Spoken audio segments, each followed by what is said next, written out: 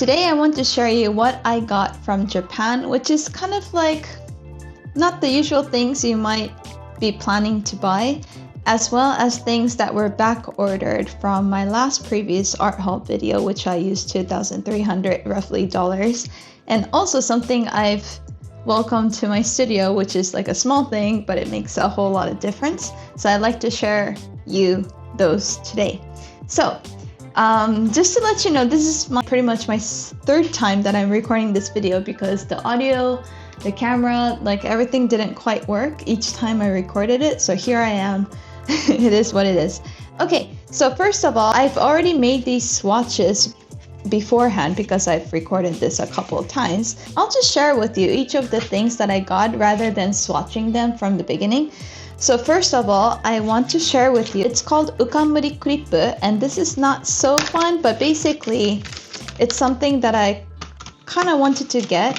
What makes it different is that basically you can clip on both sides of the paper, so then you don't have to hold one side down. You know that feeling when you have a clip and you place the clip at the top, but then the other page starts rolling in? So that's what this is supposed to kind of help you with. Here is a sketchbook, and you open a page, and basically you place this clip. And there you have it. But what I've noticed that it still kind of doesn't do the whole job perfectly. So I still have to use another clip on the side, which I have been doing. But it still kind of does the job relatively okay. This one is called the Tenohira Paper. And what it is a square with the edges kind of cut off, rounded off. And you can use it, it's a 300 GCM, 30 sheets, roughly 9 centimeters on each side. And basically you can use pen, ink, and markers, and also watercolor. It's a watercolor paper. But basically what I loved about it is like the convenience, basically, because you don't have to cut the paper,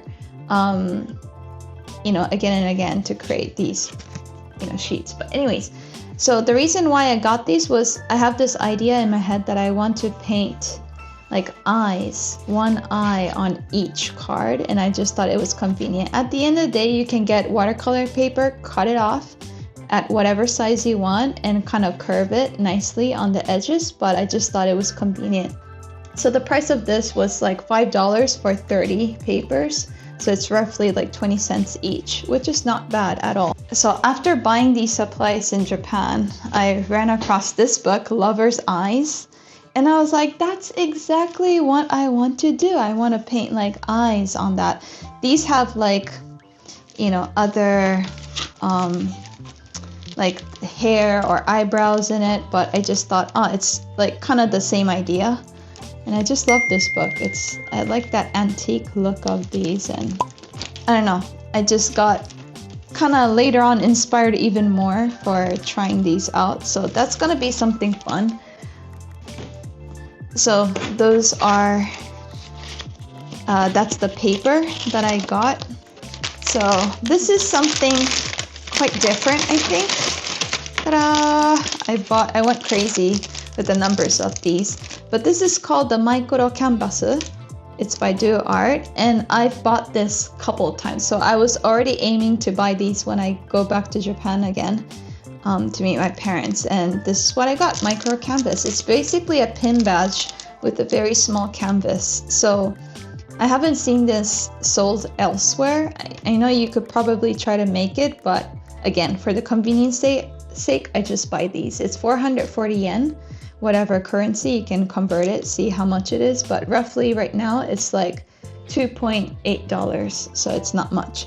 And I've made like Frida Kahlo before, some Ghibli characters. I even made this kaonashi, which I might be selling on my shop. But basically I use gouache to paint these, and then I use a varnish over on top of these, so then the water doesn't wipe it off, because once I left it outside, it completely wiped off the Frida Kahlo that I did with the water. So then I put varnish on it And yeah, I've made also for my son like Wally and also Eva, which he absolutely loves. So yeah, these are really fun to create.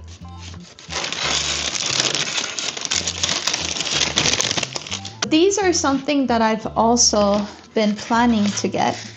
They are the Sailor brand, and it's the series Yurameku. So they got a few colors from these series, and I usually go to either Loft or Tokyo Hanzu, but actually Loft has more of these than Tokyo Hands. Tokyo Hands will have a few, and then the older ranges more than these new series. So Byakuya, this one I had from before because I absolutely fell in love with it when I went to Japan the last time. And this is Byakuya, but this has been in the sun for a while and it's already changing. This is not the color that it actually is. I've already done the swatches many times for this video, so I'm not gonna be swatching actually, but let me show you. So this is Byakuya, this. It's super pretty, but as you can see, as eventually like the sun hits, it's gonna lose that color. The red is absolutely gone. And with inks, like dye bases, it usually tends to happen this way. So you might ask, then why do you use it? I use it for works that I would digitize and make like art prints maybe, or even inside my sketchbooks, which wouldn't see the light of day as much. The day of light, whichever way it is. So this time around, I got this one called the Seki, which is this one. And then Yoi, which is this one. And I kind of regret buying the Seki because the Byakuya and Seki are quite similar. I would say the Byakuya is a bit more violet-y with the other than the green that it has inside, and this one is more pinky and reddy than this one. But I mean, they're equally beautiful, but I think I just love Byakuya. That was the first one that I got. This time around I got the Seki and the Yoi, and I use these for like watercolor paintings, really, for the backgrounds or even the faces. I have an artwork that I've done of my son where he was watching Peppa Pig and smiling for the first time. I created like this Monet inspired look by using the Byakuya as well as some soft pastels. But yeah, these come in like beautiful glass bottles. So that's the Yoi and that's the Seki. And yeah, I think I prefer Yoi because it's quite different from the Byakuya that I got. But I really love these. And these are roughly like 1,650. With the currency now, it's about $10.5. And yeah, they last for quite some time. I also put them into my fountain pens to kind of write as well. So yeah, I just love Byakuya. That's my favorite one, but these are really pretty. So I went into the shop planning to buy these canvases and this tape.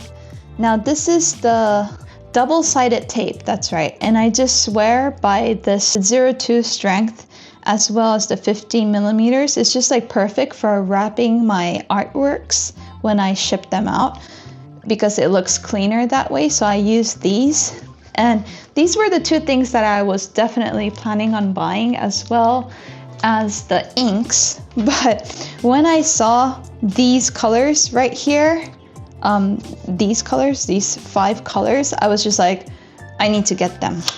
So they are relatively the new things, the new colors from Holbein, and they're in the granulating series, which is relatively new. So I've got the Burke's Parrot Pink is something that I got, which is this one right here.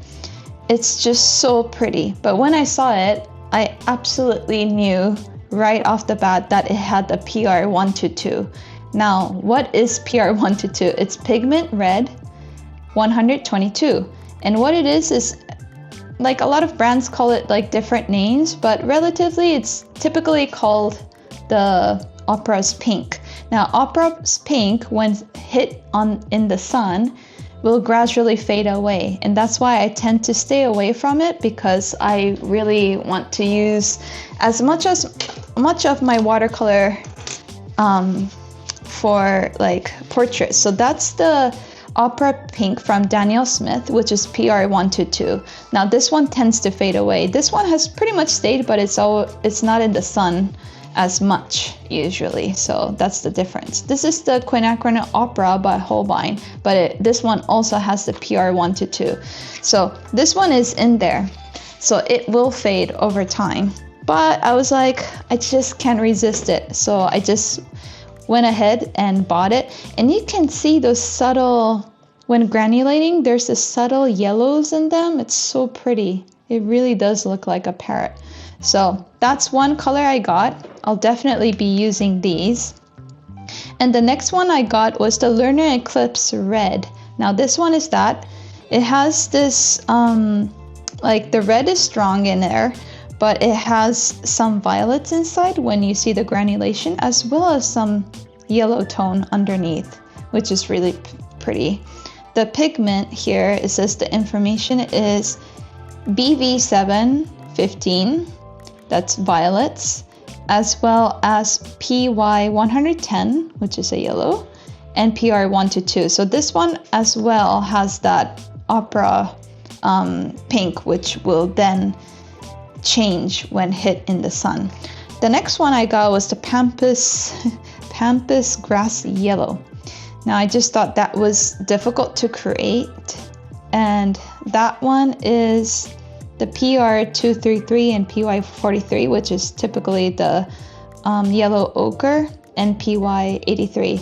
But anyways, you know, you could kind of try to create these colors mixing certain pigments, but for the convenience sake, I sometimes just get it because it's so pretty and it's so easy to use right off the tube.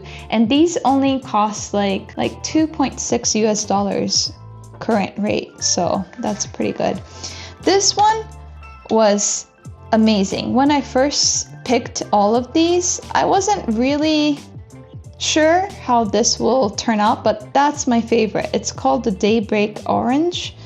The pigment inside is PG50,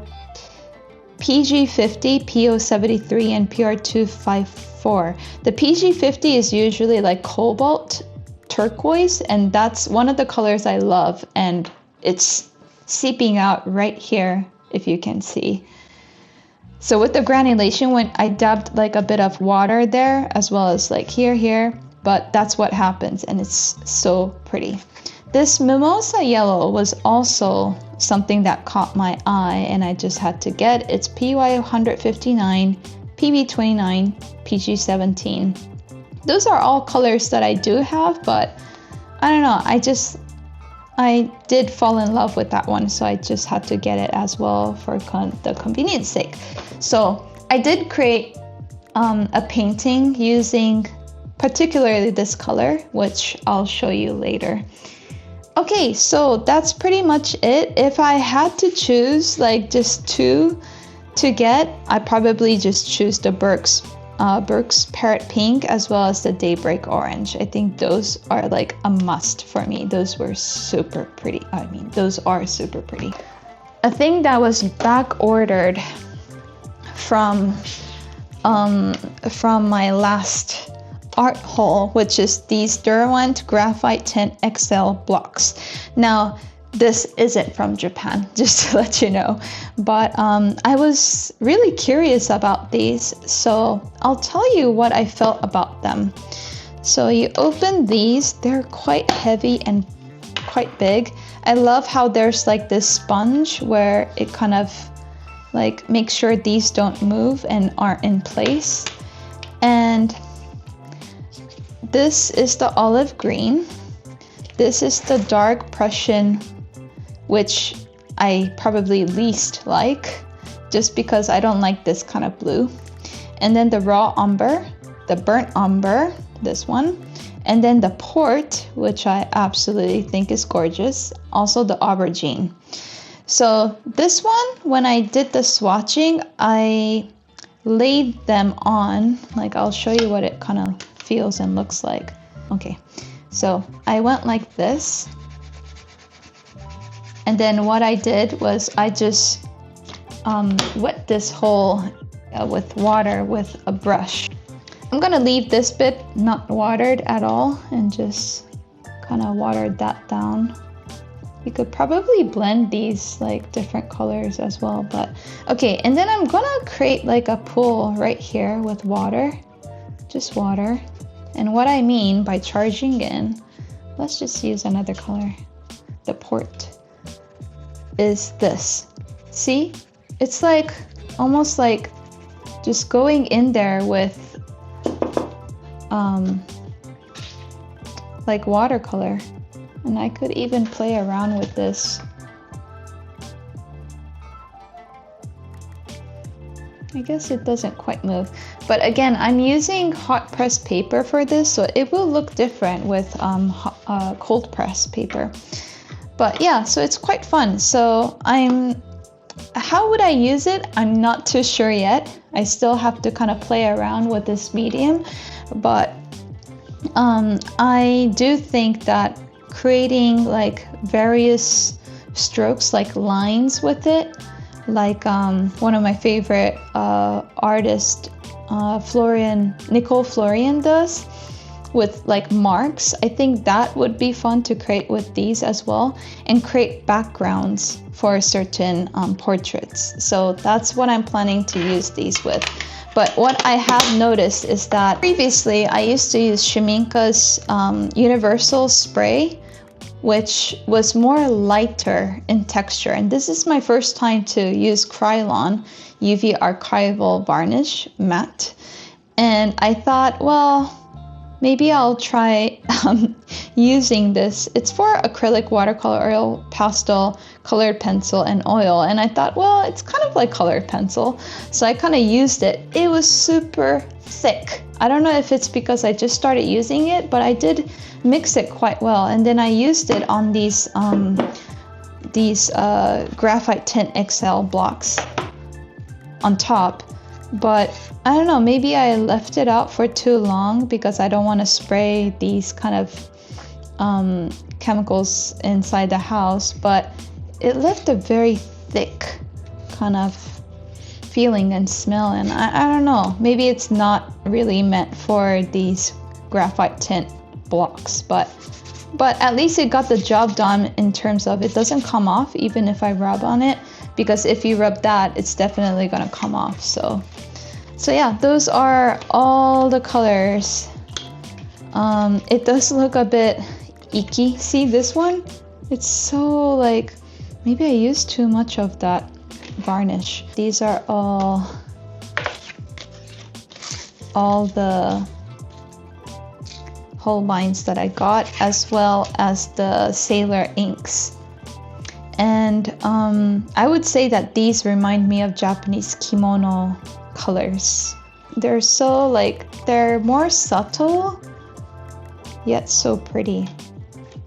So yeah, and the last thing but not least is, maybe you've realized how my desk looks a bit dirty, but they are not dirty. I wiped it already, but it's, 5 years of painting, you get paint all over. But I've got this, it's the Audi Star desktop vacuum cleaner, and I've been wanting this for quite some time now, so I just got it. It's not as expensive, but I think it does the job. It does the job pretty well. And it's like one of those that you recharge again and use it. So if you want to take a look at the art haul video that I've done before, I'll link it at the end of this video. And if you like to see how I created one of my artworks using this Mimosa Yellow, subscribe to my channel so you get the notification when I upload that video. Okay, till then, take care. See you. Bye bye.